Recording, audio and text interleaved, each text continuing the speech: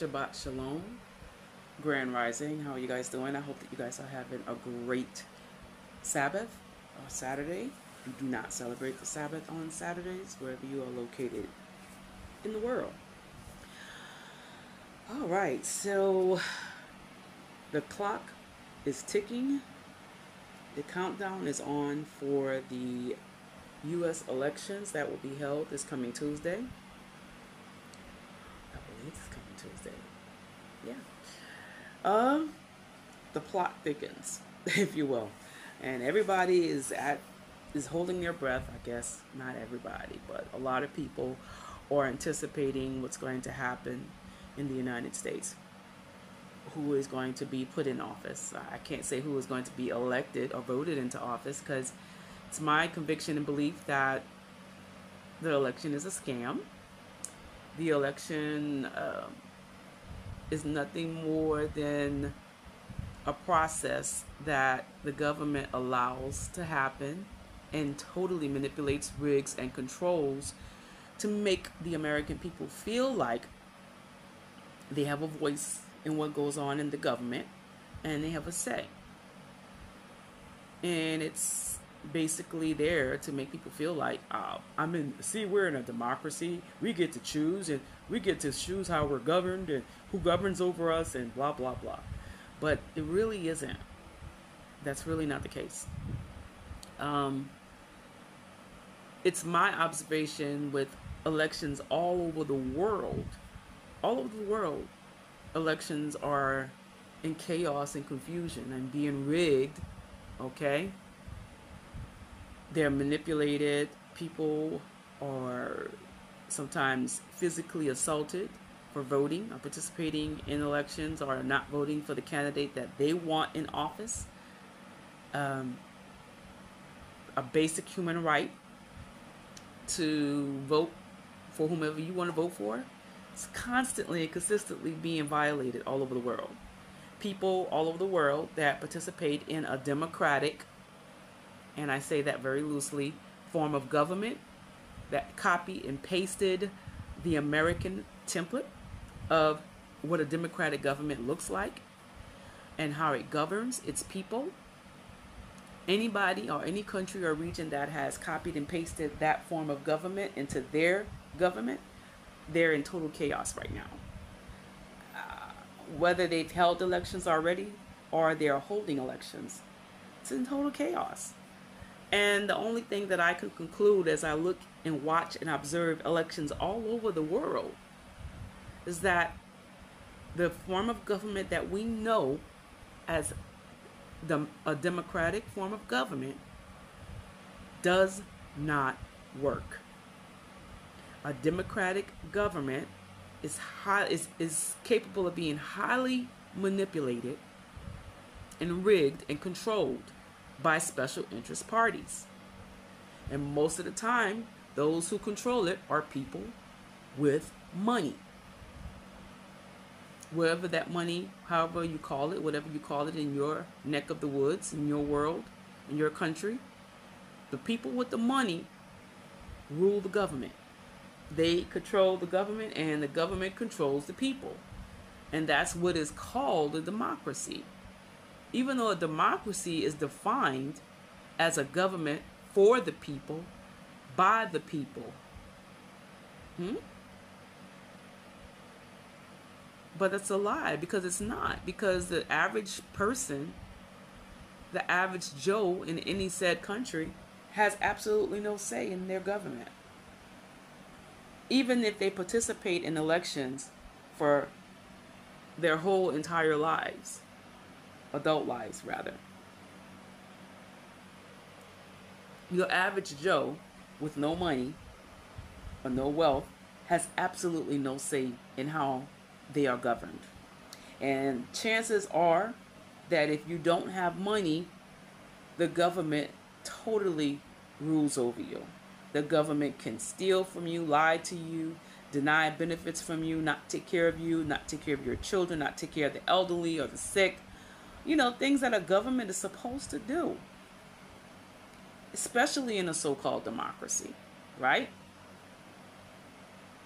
But if you take a look and observe and study different democratic governments all over the world, they have those things in common, that they don't take care of the common man. They don't take care of the needs of the people. They oppress the common man, right? And rich people are the ones with the true voice and the true say. The so-called Electoral College in the United States of America. Nobody knows who's a part of this Electoral College. We know that there's 200 and something odd people in the Electoral College, but we don't know who those people are. And most of the people that are in the Electoral College, the ones that really vote for the president, come from the southern states in the United States of America. And we all know that most of the southern states in America hold on to racist ideologies that oppress people of African descent. So, I don't know, it's insane to me that people will historically continue to participate in a system that was set up to oppress you, that set up to oppress the common man. Huh?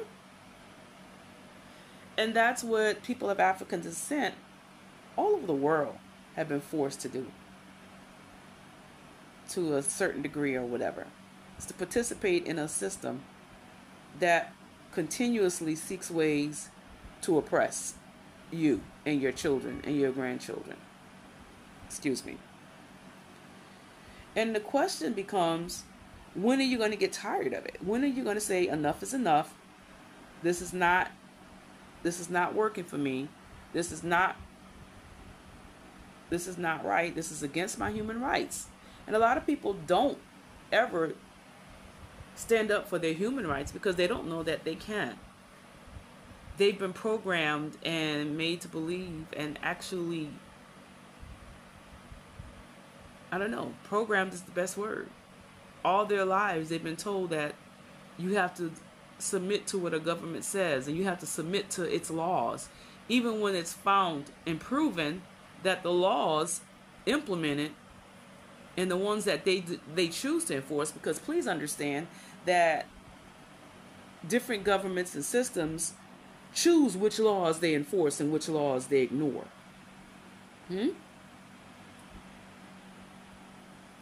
Different governments choose which rights they will uphold and which rights they will continuously violate. And they will continuously violate those rights, the human rights of people, if they could benefit off of human rights violations.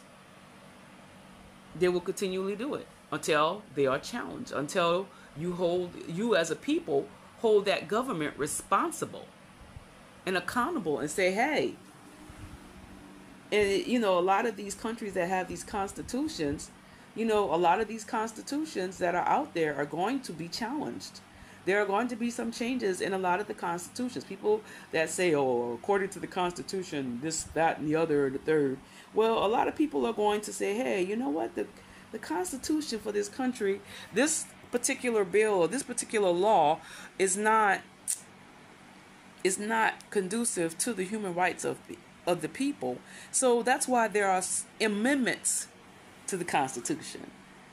And there are going to be more amendments. And in some cases, there are going to be countries where the Constitution is going to be totally scrapped. And they're going to come up with a whole new Constitution. Why? Because they're going to say, hey, this Constitution is not helping the people. It's not serving the people. It's not protecting the human rights of the people. And isn't that what a Constitution is supposed to do? A Constitution is not supposed to just uphold the agenda and the wishes of the elite and the rich. And a Constitution is supposed to help all of the people. Isn't that what a democracy is? I turned on this video and started recording because I was going to talk about why I have chosen to not participate in the American election. But I think that I've been pretty consistent with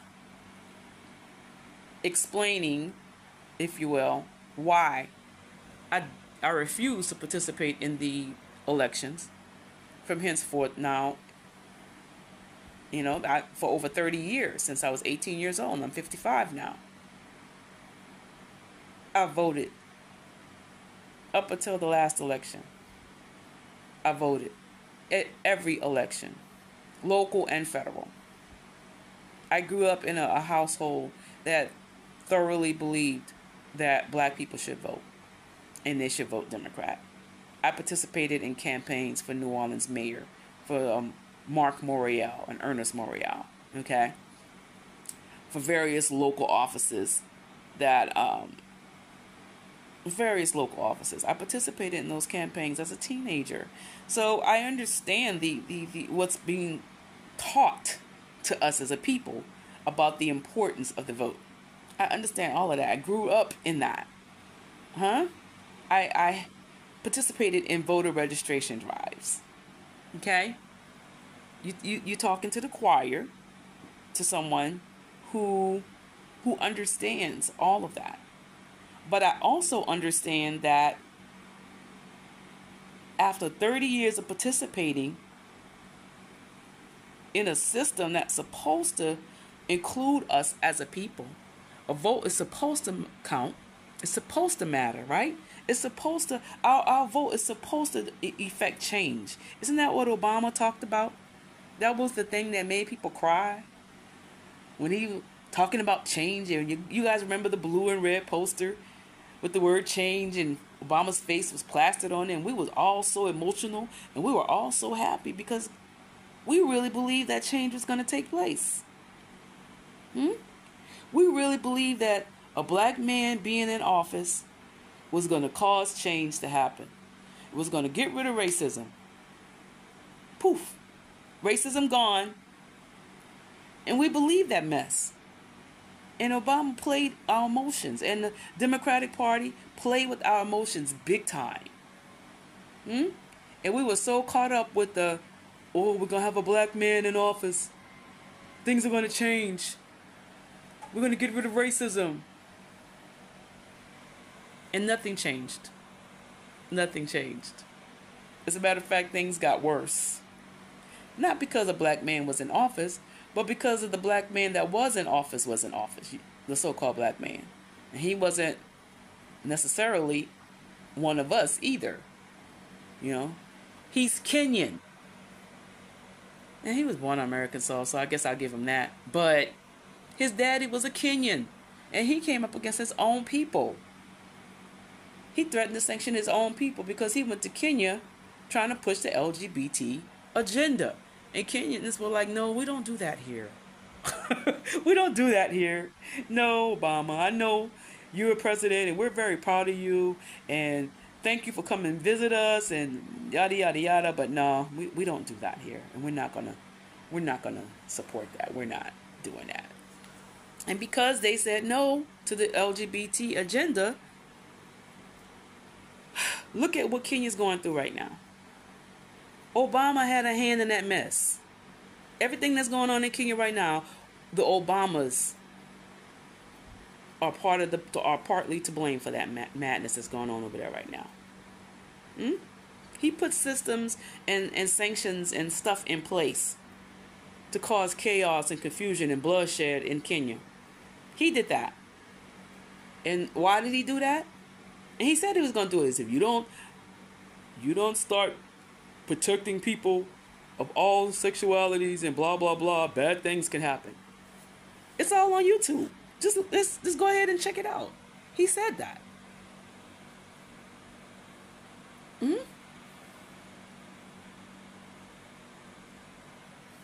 How do you sanction your own people? You visited your grandmother in the villages of Kenya.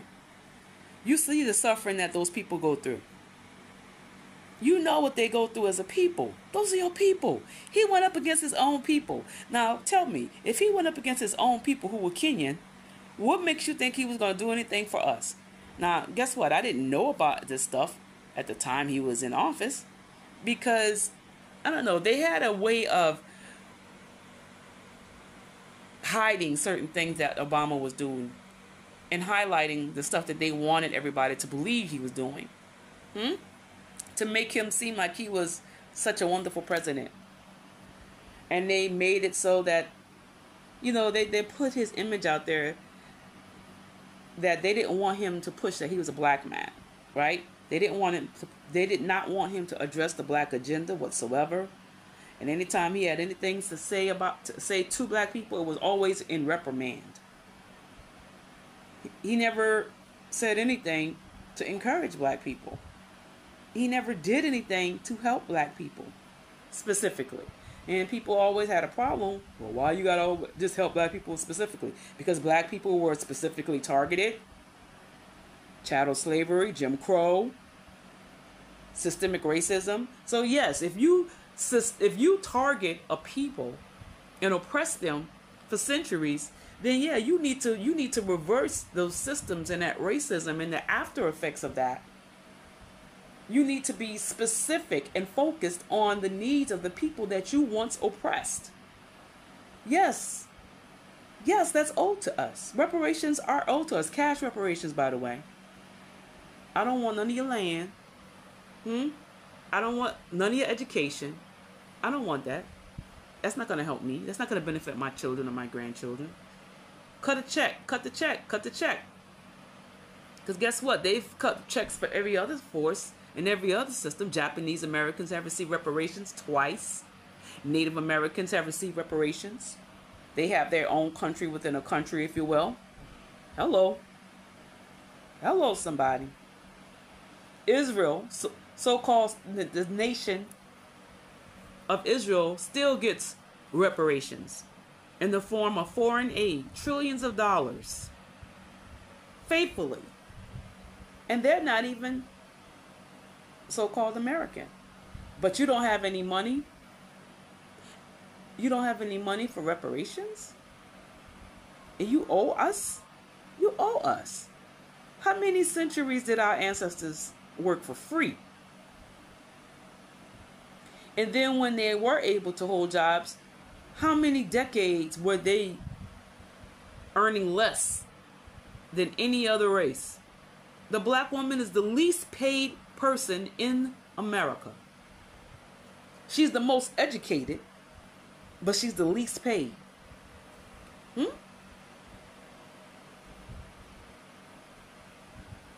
So yeah, you owe cash reparations to African descendants of slaves. You sure do.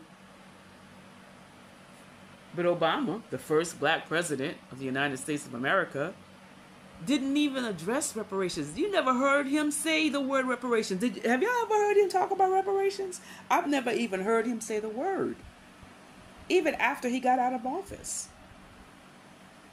Michelle either. But now they can come and tell us, and tell black men, well, you should be supporting Kamala, and how dare you protest and not vote, and blah, blah, blah. Like as if they're our parents. But you didn't even address our sufferings. The stuff that happened, the race, the hate crimes that happened against our young people during the Obama administration. All Obama did was went behind the podium and shed fake tears and acted like he felt bad about it. But he didn't pass a hate crime bill for black people. And he's a so-called black person. That was the least he could do. But why didn't he? Why didn't he set a crime bill specifically against the police force? Because these were police officers that were killing us, killing our young people. There were police officers that were doing this. He could have an executive order that immediately say death force against anybody of African descent is a federal crime. And if it could be proven that deadly force was not needed, that you use excessive use of force, a police officer used excessive use of force during a confrontation with an African American, and it shows that the situation could have been de-escalated without deadly force, you are therefore guilty of a federal crime, and you're going to federal prison, and you will never work on a police department again. Obama could have done that if he was really interested in change. Biden, you know, the guy who told people of African descent 4 years ago, if you don't vote for him, you're not a black person. Biden could have done it when he was in his right mind and not stock full of dementia. But he didn't. Chameleon Harris, she came out and told you, of course I'm not doing anything just for black people. But she's supposed to be the first African American so-called woman in office and running for president. So she's going to continue where Obama left off. And y'all are falling for it. Hook, line, and sinker, even though there's questionable. Her lineage is quite questionable. She's not one of us. She's not one of us. Her father never claimed to be of African descent. He may have been in Jamaica, but I know Jamaican people that say that there are white people that were born in Jamaica. Caucasians, yes. But just because Jamaica is known mostly for the Bob Marleys and the hey man and wearing dreadlocks and weed smoking, everybody just assume, oh, her dad's from Jamaica, that means she's black. No, it doesn't. No, it does not. There are Caucasians in Jamaica that were born in Jamaica. How do you think Bob Marley's father even... Rita Marley didn't go to America and go find Bob Marley's dad. No, Bob Marley's father was a Caucasian man that was in Jamaica. Hello.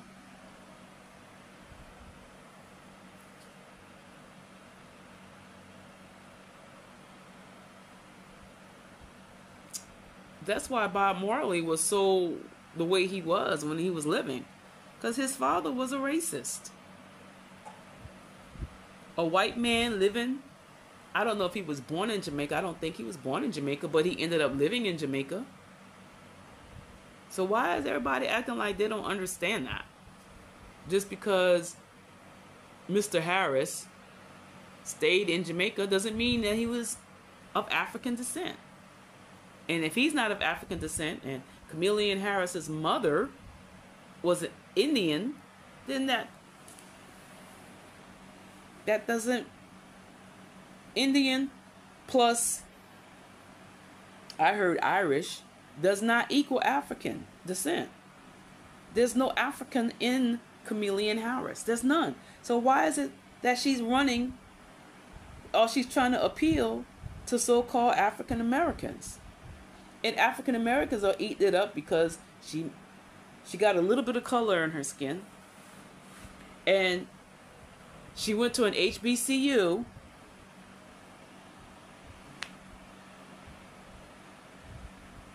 And she claimed to have participated in a lot of things that people of African descent participate in. And because that's the whole thing with her. And her whole campaign has been nothing but, see, I'm down. I understand black people. I understand people who struggle, and she doesn't. Because her parents didn't struggle. She didn't grow up poor. She didn't grow up in the hood. Okay? She never experienced racism of any kind. Never. You never hear any stories about any racism stories. And even if we did, how true are they? Like, can you believe anything that comes out of a Democrat's mouth right now? During the Democratic National Convention, Obama outright lied about having a grandmother who lived on the south side of Chicago. He had a Kenyan grandmother who died in Kenya at 99 years old. And his maternal grandmother was a Caucasian woman. And she did not live in Chicago at all. So who is this grandmother that lived on the south side of Chicago that Obama spoke of during the Democratic National Convention? And everybody just clapped and listened to it and ate it up. You know, one of the many stories that Democrats come up with And anytime these Democrats come up with these stories, nobody goes back and fact check them. Nobody goes back and say, "Hey, let's find out if this is true." If a Democratic person said it, then it must be true.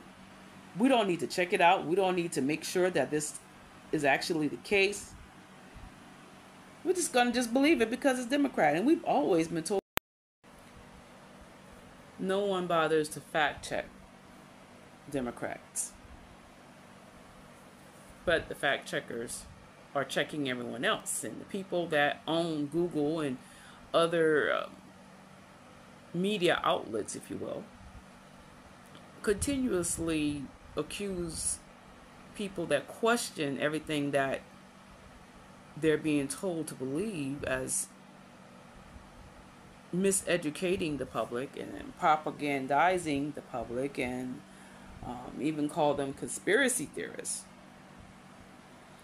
when it's just good common sense to question everything. Question everything. Don't believe everything anyone says in this day and hour that we live in, because people will lie. People have different reasons for telling lies. People have different reasons for trying to manipulate and erase certain parts of history, because it feeds their narrative and helps promote their agenda. So you cannot just, gone are the days of listening to what anyone has to say during a campaign. If you insist on participating in elections, no matter where you are located in the world, all you need to do to find out what a person will do when they get in office is to study what they've always done, what they've already done. If they have any type of political history, they have a political background, if they've been in office before, just study what they did while they were in office, where they were. If they did anything for the people, the common man, then they may go ahead and try to help people out when they get in office. But if they're brand new, you never heard of them, they don't have any type of history in terms of what they've done, you could tell what a person's going to do based upon what they've done. The late G.T. Weeks used to always say, history doesn't lie. So all you have to do is study the history of a thing. And that's why there's this agenda to erase history, or to at least make history seem irrelevant to present day and contemporary issues, when it's very relevant. Especially when you talk about putting somebody in office that's going to govern you and your family and your community. And even in the church, no matter what, or mosque, or whatever religion that you practice, who is in office is going to affect your church. Who is in office is going to affect your mosque, your synagogue. It's going to affect how you are able to worship, what your leaders are able to teach and preach. That's going to be governed by the people in your government. And the people in your government run things until you tell them they can't do it no more. So this thing where some people, in especially Christian communities, we're not supposed to participate in politics. That's crazy. When Yahushua HaMashiach walked the face of this earth, you know him as Jesus Christ, he participated in politics. He taught kings. Huh? So I don't understand the church that says, oh, we're not supposed to participate in politics.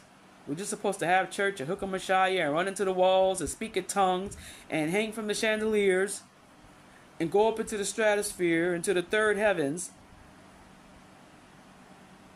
But nothing is happening after all of the stuff that goes on during church. I don't understand that. But anyway, people need to be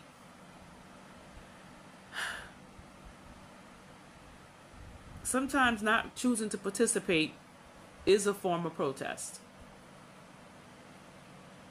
You can peacefully protest.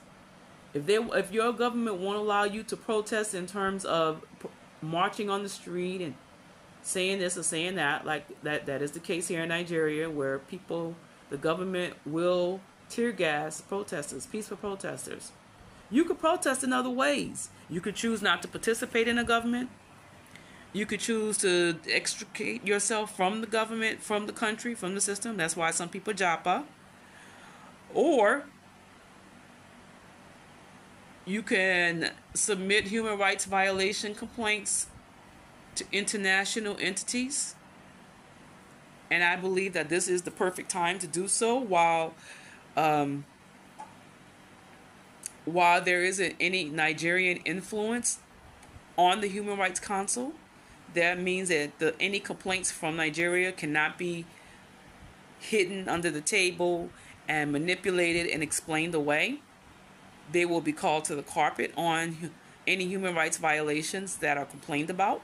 So I highly encourage to submit, if you're a Nigerian and you have human rights violations that were committed against you, I highly encourage you to go to the United Nations Human Rights Council website and submit a human rights violation complaint.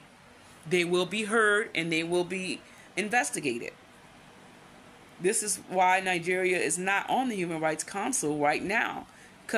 Why? Because people were going to the Human Rights Council and saying, hey, the Nigerian government is violating our rights, especially last year during your election. They saw those videos of people not being able to vote, people being beat up, ballot boxes being destroyed, tampered with. There were reports of people dying just because they was trying to vote. Those are human rights violations. And if your government does not hear you and does not protect your human rights, you do have a right to go above their heads and complain to the United Nations, which is international law. And international law trumps domestic law all over the world. When I was in the United States during the whole George Floyd fiasco, I had my own run-in with police. And because I did not like the way that the whole thing turned out, I submitted a Human Rights Council violation on behalf of what I went through with the Knox County Sheriff's Office in Knoxville, Tennessee. And they changed their tune. And they changed laws eventually. And I do believe it's because of the human rights violation complaint that I issued and some other things that I did locally while I was there, to make people have to look at the issue and say, hey, this is something that we can no longer ignore. We need to deal with this issue.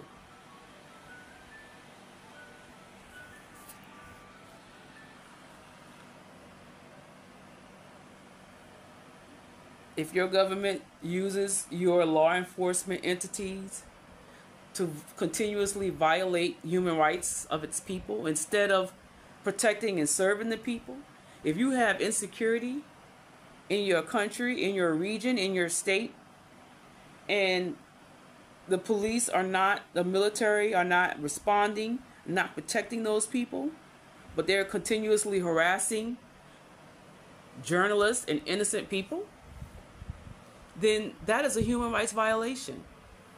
And you can report that to the United Nations Human Rights Council, and they will be investigated.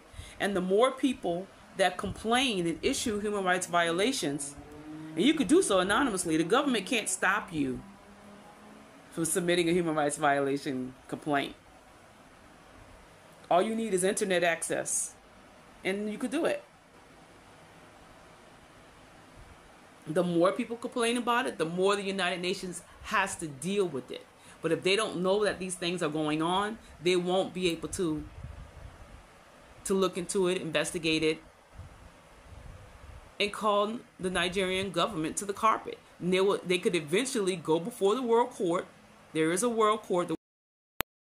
The enemy does not want me to share this, but I'm going to keep on, because I do believe that the people should have a voice.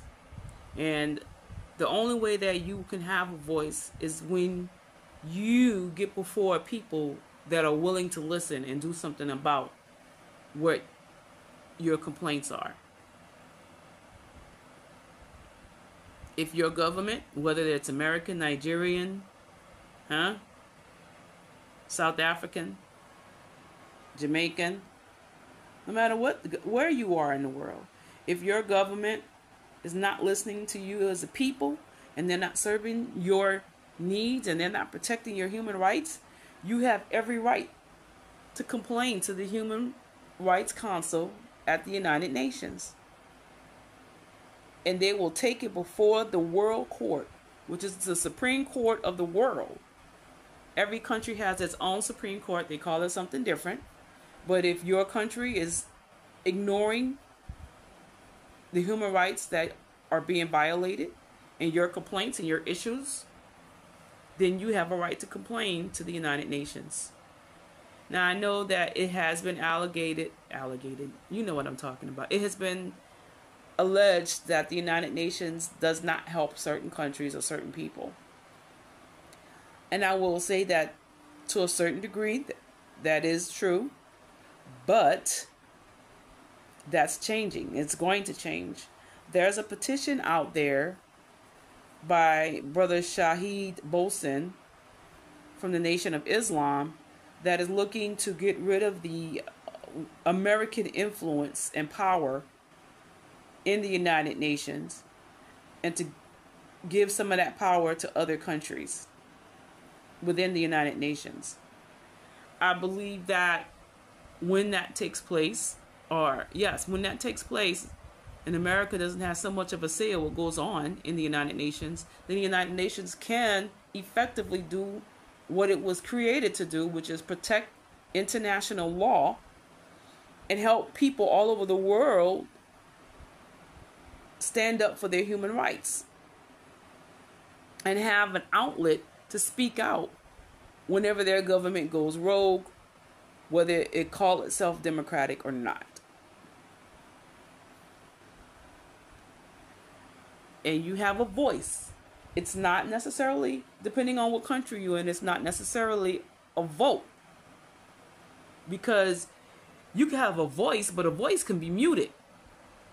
And what's happening is, a vote may give you the opportunity to say, hey, this is who I want in office. This is the type of government that I want to govern us. But somebody has control of the mute button.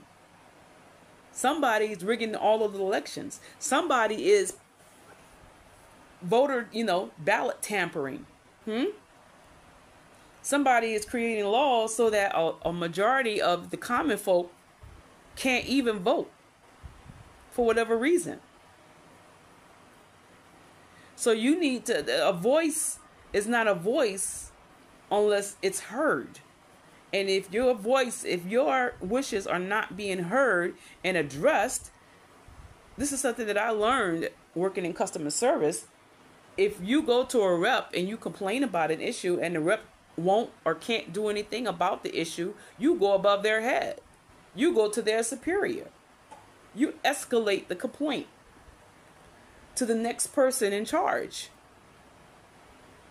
And guess what? I know that America, doesn't like to advertise it, but America is still accountable to certain entities. And you can complain. And yes, your government, no matter what country you're in, they're accountable to certain entities too. If your government won't listen to you, if they keep passing laws and oppressing you and doing the evil things that they do to you, complain to the United Nations Human Rights Council. Flood their boxes with complaints. Provide the proof that shows that you're not just saying these things, but that you have proof to back up what you're saying. And eventually, your government will have to give an account to why it's doing what it's doing. They will have to go to court. And the United Nations will have to say, you're guilty of this or you're not guilty of that. And they will say, you have to change this or get kicked out of the United Nations. So yes, your voice does matter. It's just where you choose to use your voice that makes the difference. You guys be blessed in the name of Yahushua HaMashiach. And the link to the Human Rights Council, United Nations Human Rights Council complaint form will be in the description box. I highly encourage you, no matter where you are in the world, to find out what your human rights are. They're posted on the United Nations website, and then submit your complaints to the council so that they can hold your government accountable for what they're doing to you. Be blessed in the name of Yahushua HaMashiach.